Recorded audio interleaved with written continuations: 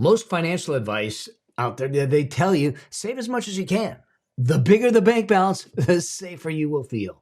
Okay. But here's the crazy part: sitting on too much cash is one of the riskiest moves you can make. Yeah, you heard me.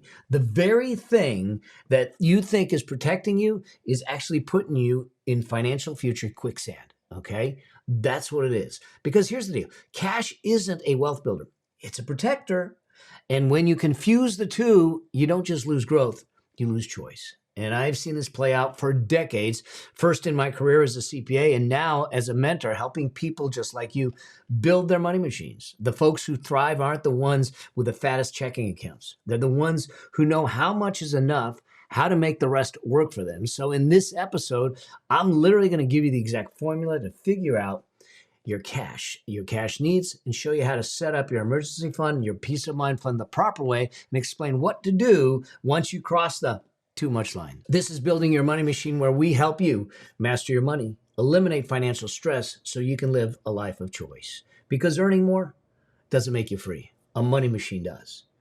And that freedom doesn't start with the next paycheck, the next client, or the next pay raise. It starts the moment we get your money to work harder for you than you did for it. And I'm Mel Abraham, your host. And after 30 plus years as a CPA, an entrepreneur, and an advisor, I've seen it where people hoard the cash and they don't build the wealth that they need, and they end up not having the freedom they should. So let's jump in. All right. I'll see you in the episode. All right, let's talk about something that I think a lot of people get wrong, and that is this. Most people think is if I just pile enough cash in the bank, I'll be safe. Frankly, that's what my parents did, is that they put money into CDs and the bank account and everything, but it didn't grow. And they thought that it was the safe thing to do, which it may have been in perception, but not in reality, because the bank isn't keeping you safe. It's keeping you stuck. So let's kind of break this down.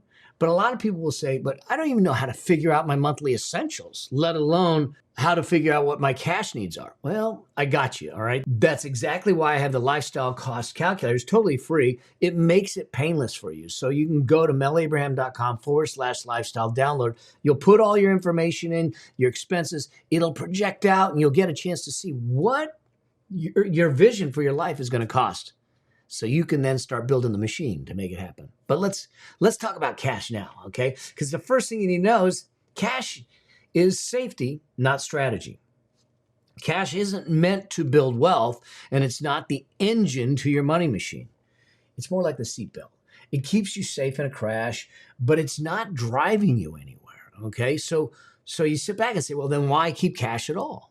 Well, there's four reasons I think that we need to have cash in there.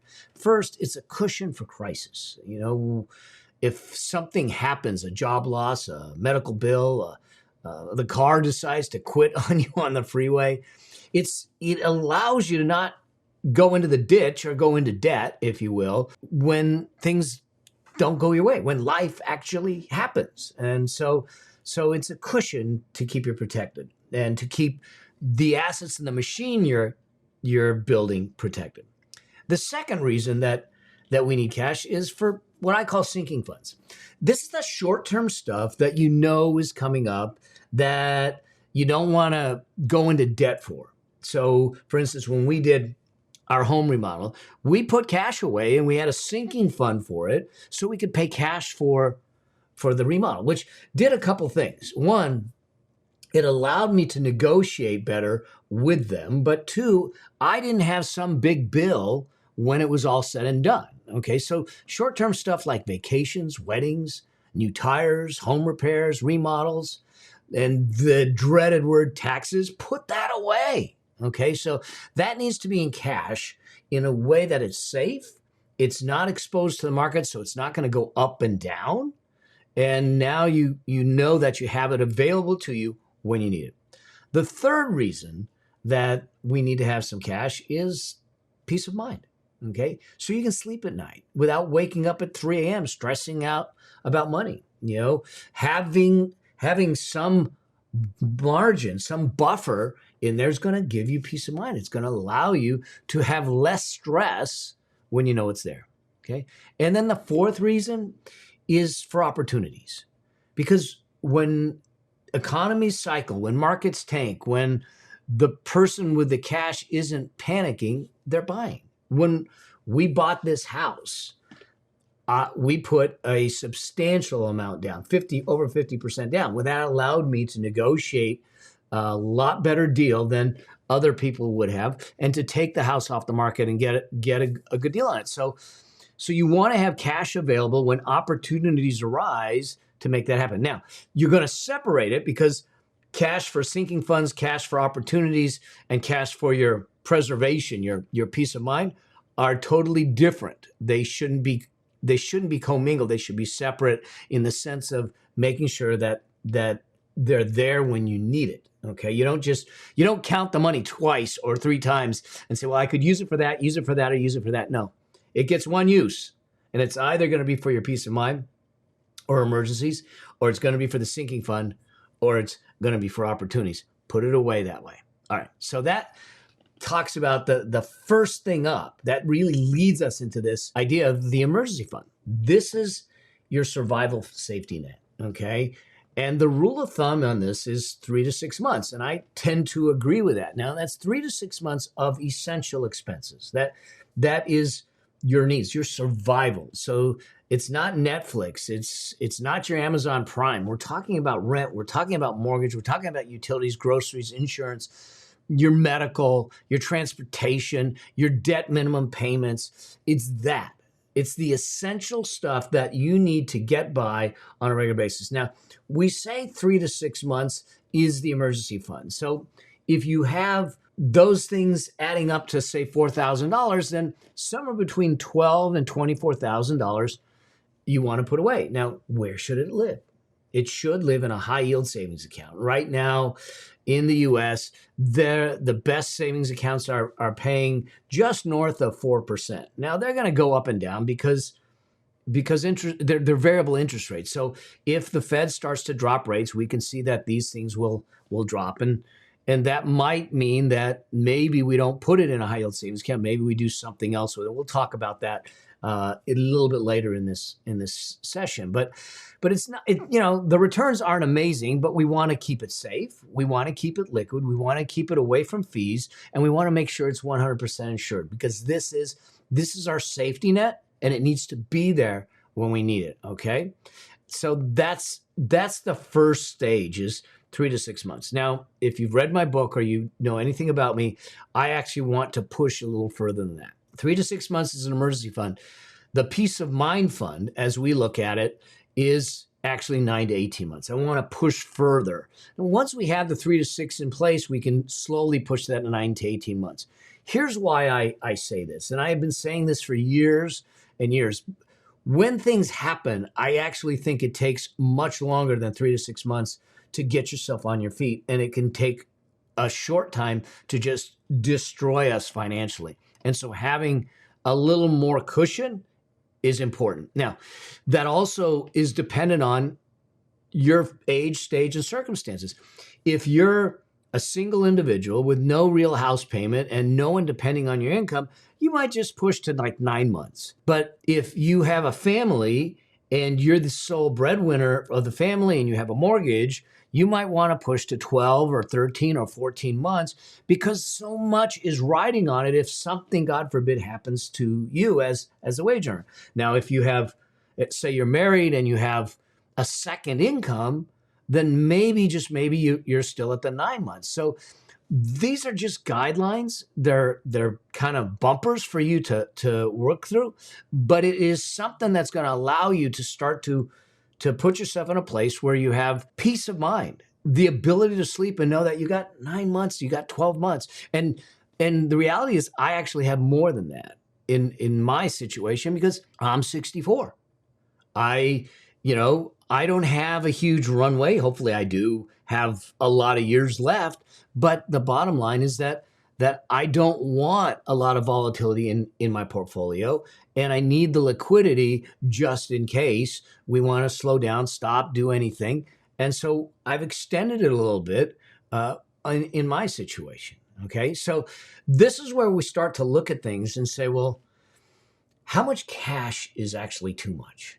And I think there's a formula we can use. And so here's how I see the formula. If we're looking at an emergency fund, like I said, it's 3 to 6 months of the essentials.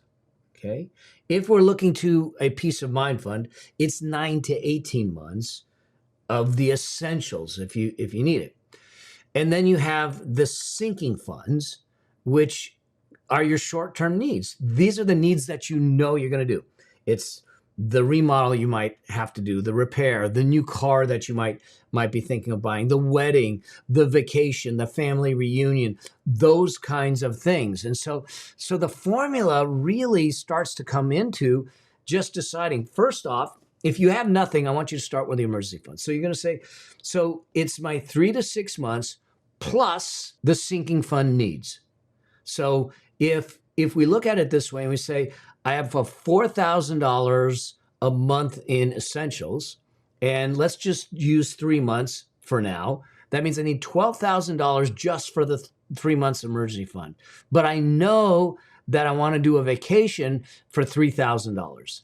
So I got $12,000 in the emergency fund, and I got $3,000 in a sinking fund for the vacation. So what I really want to get to is $15,000 in those two accounts. So the formula, I think, is a very deliberate, specific calculation and everything, because anything beyond that, if I calculate and all I need is really $15,000 between the two and everything. Now, I would also add into this formula potentially, especially if you're self-employed, is to make sure that you have part of the sinking fund away, set aside for taxes. But anything beyond that, it's lazy cash.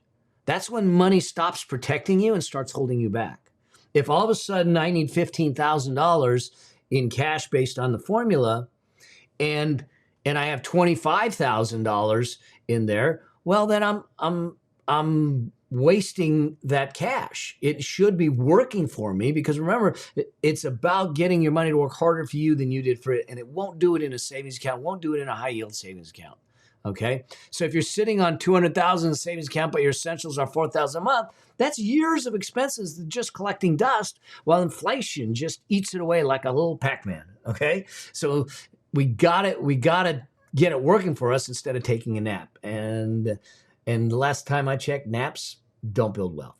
So that leads me to this idea of, how should you hold the cash? Should it just be in a high yield savings account?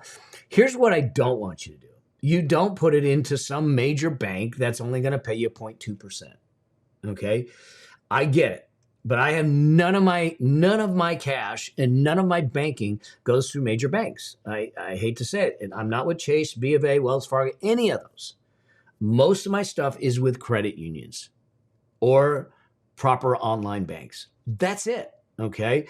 Because I like, one, the community feel, two, the low cost structure. In fact, there are no fees, the ability to have a relationship with them, and I'm not getting gouged, and I get better returns. I get better returns on their savings or their high yield savings accounts. So what I would do is look at where I can get the best high yield savings account as one of the avenues. Now, that means that what I would look at is, I would look at bankrate.com, do a search, see what the best high yield savings accounts are. There's three classifications, or three characteristics, if you will, that I think they need to have. One, they must be 100% liquid. In other words, you're not tying it down for 3 months, 6 months, or a year to get a return. It is liquid. I can get it at any time within 24, 48 hours.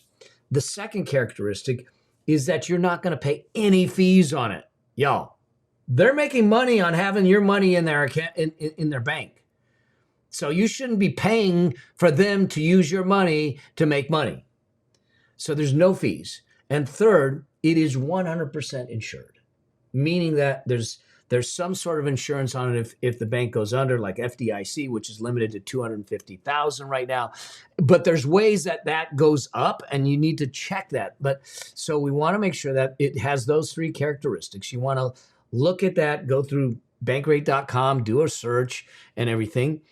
And then beware of this. Some of those banks on there will have teaser rates where they'll say, we'll give you 6%. But in the fine print, it's 6% for 30 days, or it's 6% on the first 5,000. Okay. And then it drops.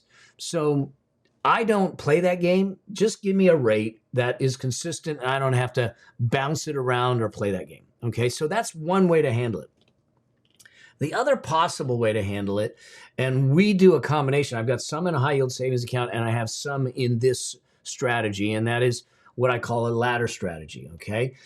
Now, this, you actually do lock up your money for a short period of time, but once the ladder's in place, there's a window that will make sense. You'll see how this plays out. Let's say instead of dumping $50,000 into a single account, you start to split it, and you're buying CDs or treasury bills by doing that. So you'll take, say, $10,000 in a 30-day CD or a treasury bill, then another $10,000 in a 3-month, and another $10,000 in a 6-month, and another $10,000 in a 12 months. So you see how you're laddering the maturity of them. And so every few months, one of them will mature. And that means that at worst case, you have to wait a couple months to get to the money. And then once one matures, if you don't need the money, then you roll it into another 12 months. So it goes to the back. So it's just kind of like playing leapfrog as you go through it. Now, why this works is that by locking things down a little bit, but still giving you some liquidity through the laddering process, you can get higher yields with it. So some CDs are paying 5+% right now as of the recording of this.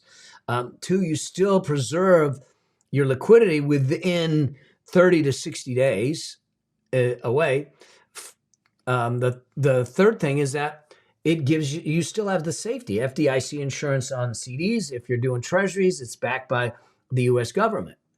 And then the fourth thing is that it's building discipline. I mean, let's be real. It's harder to blow money that's sitting in a CD versus cash that's staring at you in the checking account. And you know that if you pull that money out of the CD or that treasury early, you may get penalized. Okay, so there are a lot of ways to do that. Now, having done that, what are the traps? What are the things that can happen if you end up with too much cash? And why too much cash is dangerous. So I think the biggest thing out of everything, and this is probably the biggest risk to your whole wealth, as much as people think it's other things, this is the one thing that every time I run my money machine master plans with my clients, or even on my own stuff, the biggest impact on my wealth and the portfolio and everything is inflation erosion. Okay. The $50,000 today loses literally $15,000 in buying power in 10 years at a 3% rate of inflation. So if inflation starts to level up a bit, then what happens is that your ability to take that money and use it, it just buys less. And so that's why we don't have too much cash in there. We use the formula, we come up with it, and we allow that to sit in there. And everything else was invested in assets that outpace inflation. Things like equities, ETFs, index funds, real estate, those kinds of things that historically outpace inflation. And that's how your wealth builds, is you outpace inflation. And remember, this piece is simply for short-term needs and safety. So it's not to build the wealth. Everything else is to build wealth. This is to protect the wealth. And so we don't want excess in there because this is going to erode away. The second thing that can happen is, frankly, lifestyle creep. Big balances, they whisper. It's like the little devil on your shoulder. Go ahead. You deserve it. Buy it. It's here. You got the cash. Why not? Now, suddenly, all of a sudden, that emergency fund is buying you new sneakers. Okay? We got to be careful about that because it burns a hole in it. If you're going to have it, this is one of the other reasons that I like to have the emergency fund and all those funds in a different bank altogether. So it's out of sight, out of mind. Okay? The third thing that can happen is insurance caps. Remember I said FDIC only covers up to $250,000 per depositor per bank. Beyond that, you end up having risk. So you may have to go to multiple banks if you have more than that. Or some of the online banks they've created networks. So they, because of their network of banks, each bank is contributing a $250,000 coverage. So you can end up with, $1 million worth of insured coverage. But watch the fine print. Make sure, remember, this is your safety stuff. So it needs to be safe. That means that I don't want to put it at risk by exceeding any insurance caps. And then the fourth trap is that you lose compounding. Your lazy dollars are literally sitting back sipping lattes while the investing dollars are working overtime. And so it's not compounding, even if it's paying 4 or 5%, 3.5% to 5%, whatever it is, it's not compounding a ton. Okay. And the fifth thing that you got to be really careful about, especially in today's world, okay, is that big balances are at risk of scam exposure. Okay. If that gets out, you might, things like that, you become a bigger target. So just be aware of this. So those are the 5 traps that I see with having too much cash in there. So, but if you start to understand this, now you start to formulate a plan and a formula on how to have the cash. Now, here's the rule of thumb. If you need it in under 5 years, keep it safe. Okay. If it's longer than that, put it to work. Okay. So cash for short-term protection, investments for long-term freedom. That's the game you're going to play. And if you're not sure about what that number is, start with my lifestyle cost calculator. Again, it's totally free. Go to melabraham.com/lifestyle, because if you don't know what your numbers are, you can't calculate 3 months, 6 months, 12 months, 18 months success. You don't know what the real monthly number is. And that tool will help you. And we've got the links in the description also. So the other thing, and the last thing that I think we want to mention a bit, is that one more role for the cash is this idea of opportunity. See, in 2008, people without cash, they panicked. People with cash, they bought the assets and they doubled and tripled. And the liquidity isn't just for survival. It's your backstage pass to wealth.